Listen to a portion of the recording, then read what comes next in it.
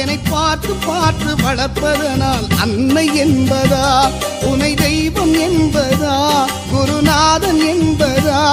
என்னை பார்த்து பார்த்து வளர்ப்பதனால் அன்னை என்பதா, உனை கடவுள் என்பதா, கருணை வடிவம் என்பதா,